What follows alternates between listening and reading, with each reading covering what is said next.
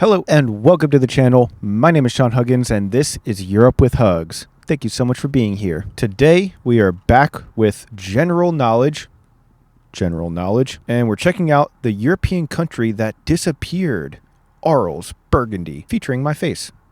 Also featuring my face, apparently. So let's learn about this European country that disappeared. This is very interesting. Let's find out more. Everybody, attention please. Thank you for your service. Did you know Europe had a kingdom that kind of just disappeared? When you look at a map of Europe around the year 1000, you can find some countries that exist today, like France, Poland, England, or Denmark.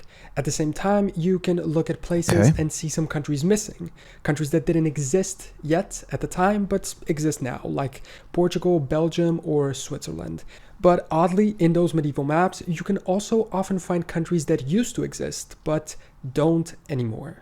One of them is here on this map, and it's the Kingdom of Burgundy, also known as the Kingdom of Arles, and it's a pretty sizable country in the middle of Europe. So what happened to it, and how did this European country just kind of disappear?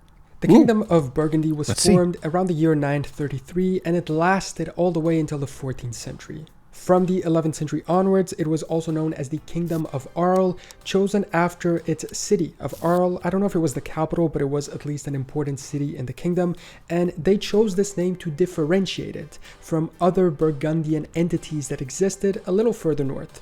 And a little further ahead in the video, I will explain them and sort of allow us to understand the difference between them, even though they shared this same name.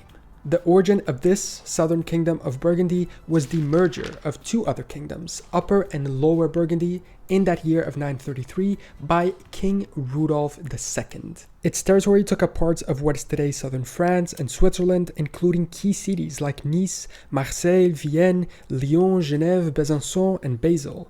It stretched from the Mediterranean sea shores to the high Rhine River in the north. And until the year 1032, it was ruled by the independent kings of the Elder House of Welf. Dude, look at this. The Elder House of Welf. Dude.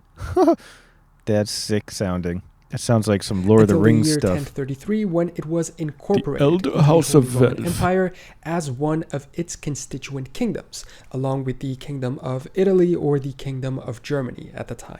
But by the mid-13th century, remaining within the Holy Roman Empire, it lost all of its relevance and eventually its title of kingdom.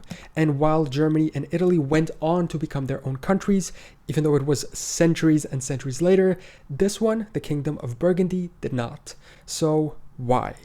To understand this fully, we need to back up a little bit into the origin point of Burgundy as a kingdom and understand how it was that they were able to become independent and where they came from. Burgundy as a concept can trace its origins to the Burgundians, a Scandinavian people whose original homeland lay on the southern shores of the Baltic Sea in the island of Bornholm, previously called, and I'm going to mispronounce this word, Burgundarholm, and where the name comes from. From the 1st century AD, they began moving into continental Europe, eventually settling on the border of the Western Roman Empire and even beginning to serve as auxiliaries in the Roman army. When that Western Roman Empire began to collapse, they decided to form their own kingdom. And by the 5th century AD, they were pretty powerful and independent in their own right, stretching to the west bank of the Rhine River and focusing around the region that we went on to know as Savoy. In this map showing barbarian invasion routes into Europe, we can see the old Burgundian kingdom in orange, slightly north of where the medieval kingdom would come to be. And the next step in our story is precisely related to those barbarian invasions. This region of the ancient kingdom always comes back to the barbarians. of Burgundy was first conquered by the Franks and went on to be ruled by Emperor Charlemagne within his Carolingian Empire. I think they arrived around the year 534. And the pathway from that imperial province to the independent kingdom can be defined through one word: partition, partition, partition. I'm going to try to summarize it as quickly as possible. Charlemagne's son, Emperor Louis, divided his empire between his three sons when he died. It was called the Verdun division. One of them, Lothair I, took Middle Francia, which included the Burgundian kingdom territory. West Francia took the lands to the west, what we identify as France today. Dang. And East Francia took those to the east, Dang. reaching into what is today Germany. So this was a huge kingdom then, that all got divided into 3.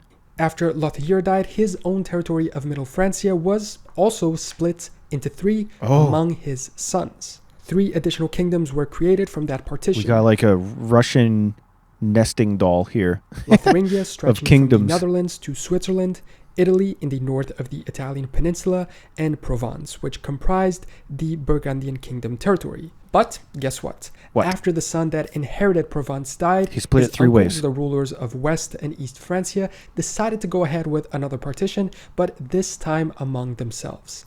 Even though they did that, eventually the king of West Francia ended up absorbing most of the territory himself. When he and his son died in 879, and I promise we're almost done with this endless story of deaths, successions, and partitions. One of their subjects, Count Bozo of Provence, sort of broke away and established the Kingdom of Lower Burgundy, wanting to be independent and perhaps recover that idea of an independent Burgundian kingdom. 11 years later, in 888, another West Frankian count, Rudolf of Auxerre, founded the other kingdom of Upper Burgundy.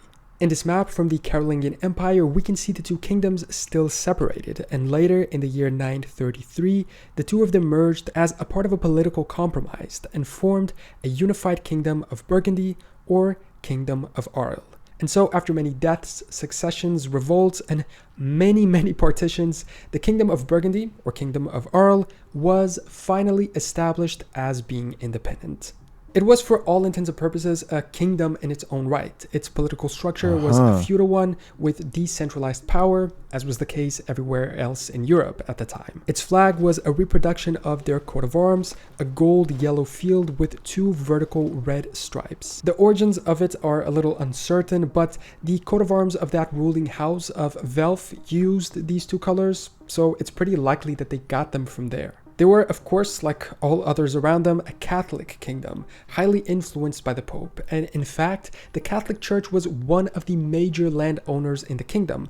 And of course, because of that, had a lot of extra influence within it. I like how they have like this diagram of the organizational structure of the kingdom or whatever. That's pretty cool. It's like, they're running it like a business. They have a whole org structure set out, mapped out on a diagram. It's good. It's good. It's pretty difficult to estimate how many people were in the kingdom, but if we look at similar cases and also look at the territorial evolution of that region along history, I think we can estimate around 1 to 2 million people, maybe.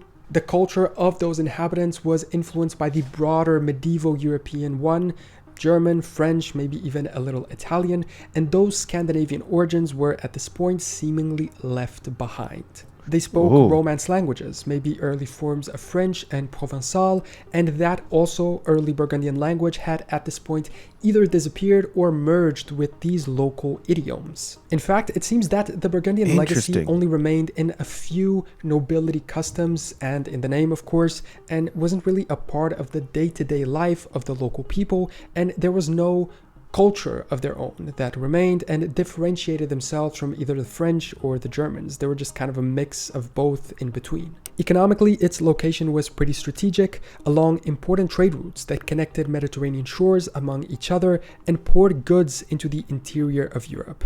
This helped the growth of cities like Arles, Lyon, and Geneva, which became centers of commerce and culture. Their economic importance is made evident by simultaneous raiding parties by Magyar and Arab groups in the year of 954, which they actually managed in a pretty interesting and smart way.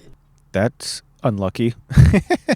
You pick a great location for your kingdom and you're building it up, and it's so good, in fact, that everyone wants to come and take it from you. At the time, the king, Conrad the Peaceful, I guess maybe not a fitting name, decided to send delegations to either of those invaders. And he said, you should attack each other instead. He convinced them to do so. Smart. And when they were all fighting each other, he sent his own forces to both of their camps and destroyed them. Yo, that's genius. That's crazy. a pretty smart move. Wow. This king, Conrad, was the son of Rudolf II, the one that unified the two kingdoms, Upper and Lower Burgundy.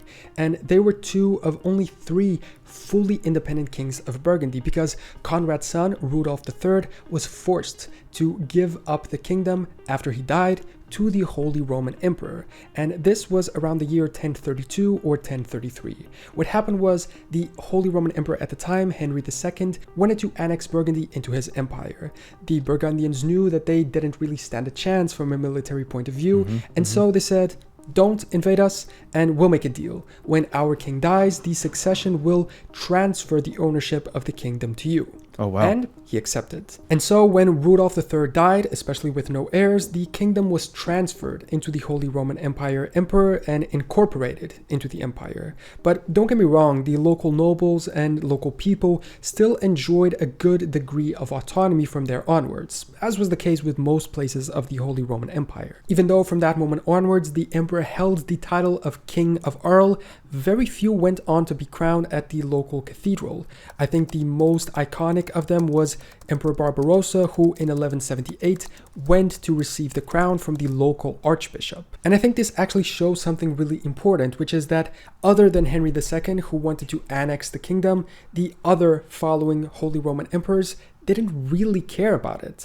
And while they held the title, there was no local Holy Roman prince or local king to develop the country. And so the influence of Arles within the Holy Roman Empire began fading. At the same time, the French wanted to expand east and began stretching their influence and control over their territory. In 1365, Emperor Charles IV was the second emperor to be crowned at Arles after a nearly 2-century gap after Barbarossa. But this attempt to revive imperial authority within the kingdom failed. And so Charles decided to abolish the kingdom of Arles, strip it from its title of constituent kingdom, and instead annex it to the other constituent kingdom of Germany, still within the Holy Roman Empire. And so the kingdom of Arles lost its rank. To further prove how much the Holy Roman Emperor didn't really care about Burgundy and how they kind of recognized French authority over it, in the year of 1378, the emperor traveled to Paris and he awarded the son of the French king the title of Imperial Vicar of Burgundy, sort of recognizing and accepting that the French had a de facto rule over that territory. And slowly but surely, French control over the region was made official as they expanded further east. The title King of Arles remained a subsidiary title of the Emperor of the Holy Roman Empire until its dissolution in 1806, but by this point it was a title in name only. And so what was at the time arguably a major European country just faded away. But what about the Burgundian entities at the north that I mentioned earlier on in the video? Because roughly at the same time as the kingdom was coming to an end, that Duchy of Burgundy that existed within France started to flourish on its own. Located further north from the kingdom, the Duchy of Burgundy then evolved into what became known as the Burgundian state, whose name seems to be the only point of contact with the former kingdom, considering they were both initially located in the region of the old Burgundian lands. In 1363, King John II of France awarded the Duchy of Burgundy to one of his sons, and this began the rule of the Valois dynasty over that region. Through strategic marriages, inheritances, and conquests, the Valois dukes of Burgundy expanded their territories far beyond the original duchy. Dude, I don't know what a duchy is, but it's fun to say. Creating a complex and powerful state that stretched across parts of modern-day France, Belgium, Luxembourg, and the Netherlands. Some researchers and historians even point to this state as being sort of a predecessor to the future states of Belgium or of the Netherlands, but I think those claims are a little bit questionable. At its peak, the Burgundian state was semi-sovereign, meaning it enjoyed a significant degree of autonomy while still nominally under the overlordship of the King of France and, in some territories, the Holy Roman Emperor. making it an interesting case of a country with two sovereigns depending on which part of it you were in. But despite this, the Dukes of Burgundy wielded considerable power, acting almost like independent monarchs. They developed a significantly powerful administration, a powerful military, and a vibrant court that rivaled those of the major European kingdoms.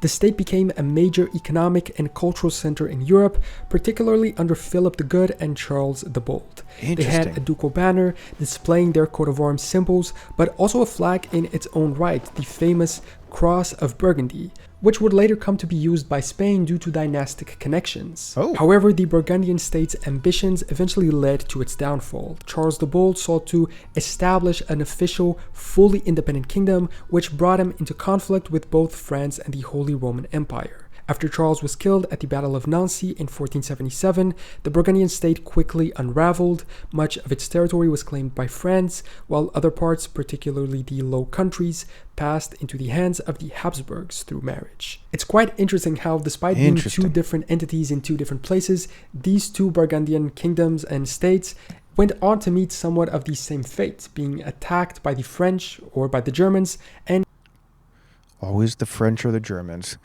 ended up being annexed and disappearing due to those reasons. While the First Kingdom was the one that held the official sovereignty title for a little while, I would argue that this state of Burgundy was actually more de facto sovereign and more powerful than the other one. If either of them had survived with a little extra luck, we could have an additional pretty big country in the middle of Europe today. And who knows, if they both had survived, maybe down the line they would have even united, joining their Burgundian heritage, and we would have a country that would stretch from the Netherlands and the North Sea to what is today the south of France in the coast of the Mediterranean, reenacting and recreating what was once the territory of Middle Francia.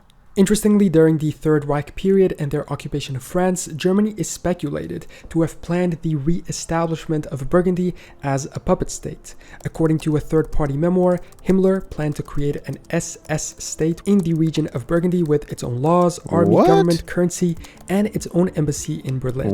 The state was supposed to have access both to the English Channel and the Mediterranean, and was going to include the old Burgundian possessions. Thankfully, they didn't have a chance to do it. Dude, that's wild. An extra country in the middle of Europe would have been cool, but definitely not like that. Wow, dude, that was awesome. Super interesting video today. It's always interesting learning about all the different kingdoms and kings and like how they interact with each other and history and all that kind of stuff. Always fascinating. But I'm curious what you guys have to say about it, so let me know your thoughts down in the comment section below. That's all the time that I have for today, though, so thank you guys so much for being here, and as always, I'll see you guys next time. Peace.